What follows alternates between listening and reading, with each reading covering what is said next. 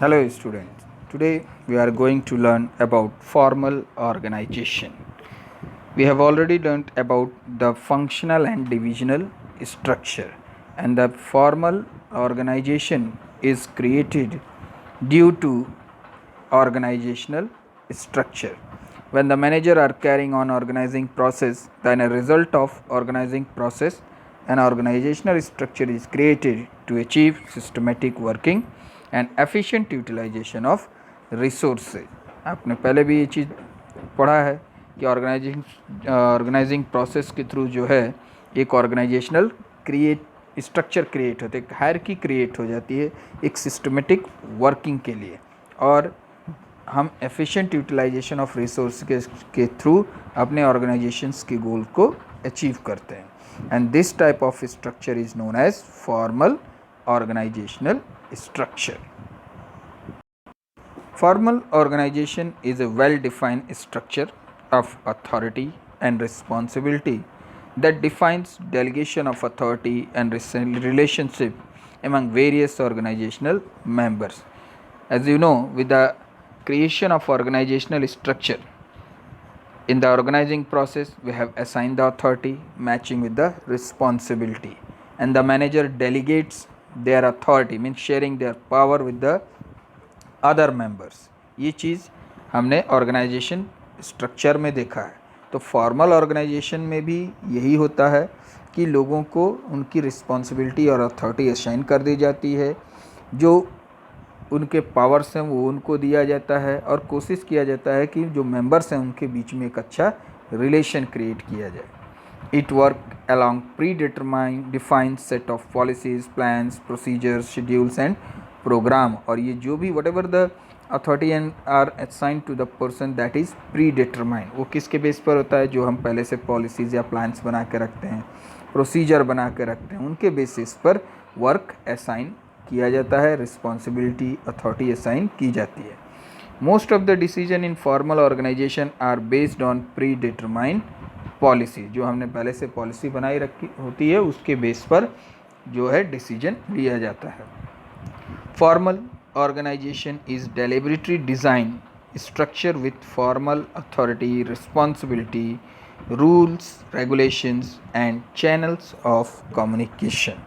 और ये डेलिबरेटरी होता है, ध्यानपूर्वक होता है, ताकि फॉर्मल ऑर्गेनाइजेशन में रिस्पॉन्सिबिलिटी जो है अथॉरिटी जो है रिस्पॉन्सिबिलिटी से मैच करके प्रोवाइड की जाती है, रूल्स रेगुलेशन क्रिएट किए जाते हैं, चैनल्स ऑफ कम्युनिकेशन, कौन किससे कम्युनिकेट करेगा, किस वे में कम्युनिकेट करेगा, कौन किसको ऑर्डर देगा, किससे ऑर्डर रिसीव करेगा, ये सारा ध्यानपूर्वक होता है ताकि ऑर्गेनाइजेशन के स्ट्रक्चर जो गोल है उसको आसानी से अचीव किया जा सके. तो ओवरऑल आप एक चीज़ ये ध्यान रखिए कि फॉर्मल ऑर्गेनाइजेशन वो ऑर्गेनाइजेशन है जो टोटली ऑफिशियल वर्क से रिलेटेड है और जिसका मेन पर्पज़ है ऑर्गेनाइजेशन के गोल को अचीव करना. Now we are going to discuss with you the features of formal organization. It has some features. On the basis of this type of formal organization is created. The first feature of formal organization is means to achieve object. Means the formal organization provide you the means, the resource through that we are using these means for achieving the organizational objective. Formal organization provides rules and procedures related to specific tasks to be performed so that organizational objectives are achieved effectively. ठीक है, तो जो formal organisation है वो क्या rules और procedure बताता है जिसके थ्रू हम ऑर्गेनाइजेशन के ऑब्जेक्टिव को आसानी से अचीव कर पाते हैं. States boundaries of authority and responsibility. दूसरा फॉर्मल ऑर्गेनाइजेशन क्या करता है, हमारे पावर्स के बारे में हमारा ज्यूरिसडिक्शन, हमारा एरिया के बारे में बताता है कि हम अपनी पावर्स को कहाँ तक यूज़ कर सकते हैं. Formal organization specifies the relationship among job position and the nature of their interrelationship. Means with the help of this formal organization we are know who is superior, who is subordinate, who will receive order from whom. इस चीज़ का हमें clear पता चल जाता है. This clarifies the reporting system by clearly stating who will report to whom. Next is coordinates activity, क्योंकि यहाँ पर सारी एक्टिविटीज़ एक सिस्टमेटिक तरीके से होती है, एक फ्लो में होती है, एक उसका क्लियर लाइन ऑफ अथॉरिटी है, तो सारी एक्टिविटीज़ को कोऑर्डिनेट करना आसान हो जाता है और ऑर्गेनाइजेशन के गोल को आसानी से अचीव किया जा सकता है। Formal organization systematically coordinates, interlink and integrates the efforts of various departments and different activities to achieve organizational goal. Means whole sole objective of formal organization is to achieve the organizational goals. Facilitate smooth functioning, क्यों smooth functioning होता है? क्योंकि यहाँ पर जो है सब लोग रूल्स रेगुलेशन के अंतर्गत काम करते हैं।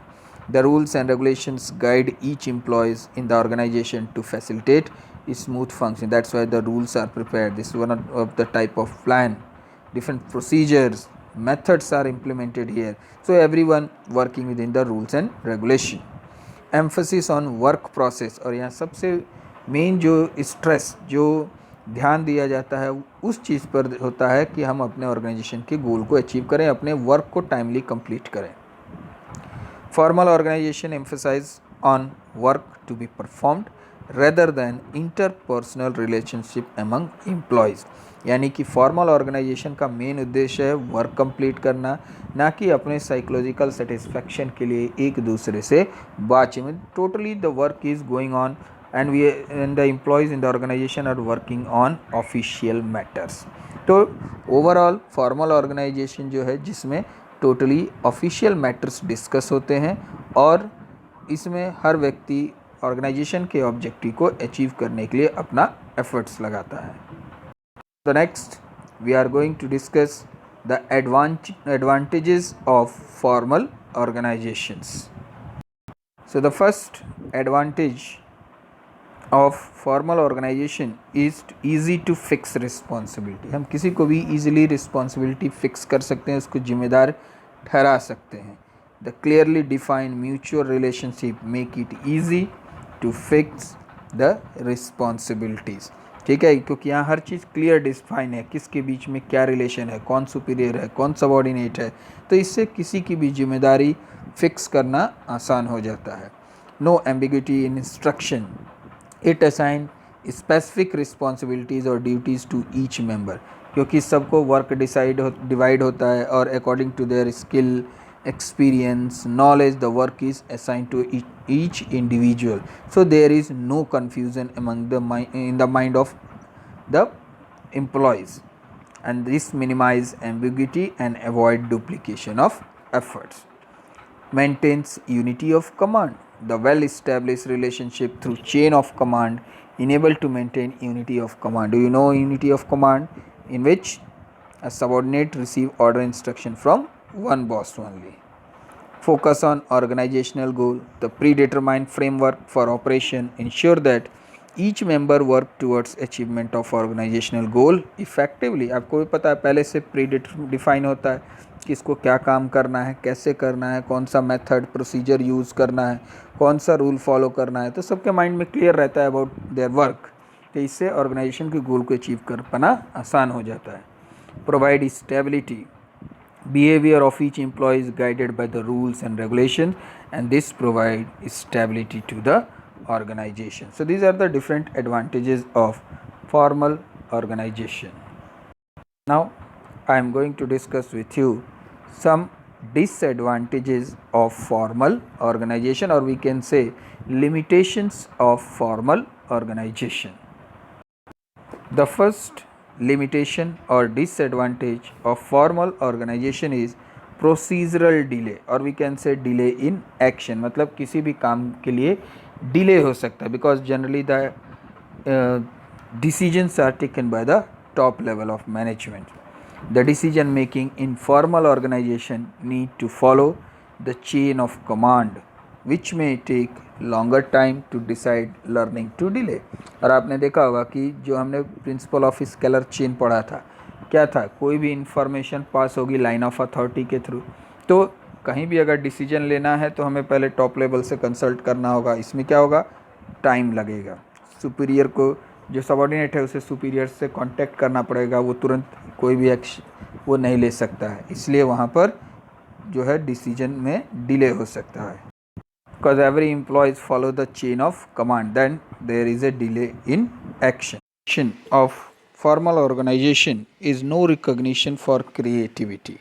Creativity means employing the new skill for completing the job. The employees are required to follow the predetermined rules and procedure without any deviations. कोई भी एम्प्लॉय जो है वो प्लान में कोई चेंज नहीं कर सकता. He is just only the blind follower of the plan because the plans are framed by the top level and the lower level or middle level persons have only follow the plan. This make employees just doors and restrict them for using their credit. और इससे क्या होता है, employees जो है demotivate होते हैं, वो कोई भी अपना इनिशिएटिव नहीं दिखा सकते. Then no understanding of human relation. Formal organization is totally emphasis on the goal oriented process. They are just focused on completing the goal, achievement of task and how and easily achieve the organizational goal.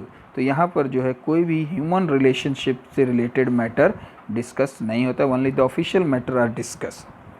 Formal organization fails to understand human relationship as its main focus is on work processes as compared to interpersonal relationship. So we have learned what is formal organization.